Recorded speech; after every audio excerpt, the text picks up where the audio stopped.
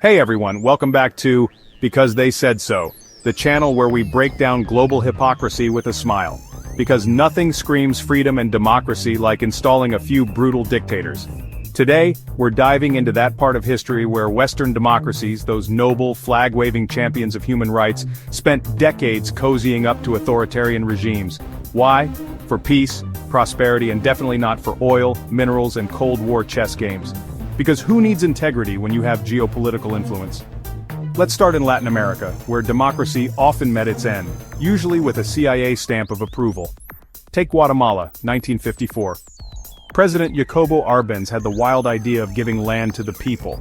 Unfortunately, that land belonged to United Fruit Company, an American corporation that reacted like Arbenz had personally insulted their grandma.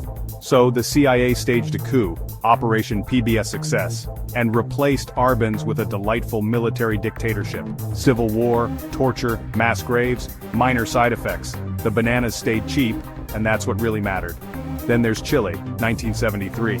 President Salvador Allende, another elected leader, was a bit too socialist for America's liking. So the US backed General Augusto Pinochet, a man who turned stadiums into torture centers. Thousands were killed. But hey, he loved free markets, so he was a strong leader, not a tyrant. Now let's head over to the Middle East, where freedom is measured in barrels of oil.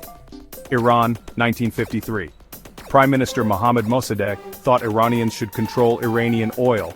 Silly man. So, the UK and US launched Operation Ajax, removed him, and installed the Shah, a flashy autocrat with a weakness for gold palaces and brutal repression. But don't worry, he was Western-friendly, so human rights violations were just a footnote.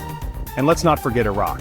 Yes, Saddam Hussein, before he became the ultimate villain, was America's favorite regional buddy in the 1980s. The US provided intel, weapons, and even a handshake from Donald Rumsfeld. Because nothing builds a lasting friendship like chemical weapons and covert deals.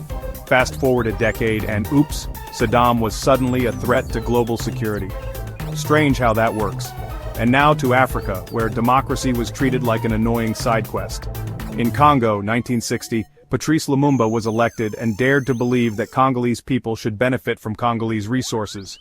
That's when Belgium and the CIA said, "Time to fix this democracy problem." Lumumba was assassinated, and in came Mobutu Sese Seko, a kleptocrat with impeccable fashion and a gift for looting.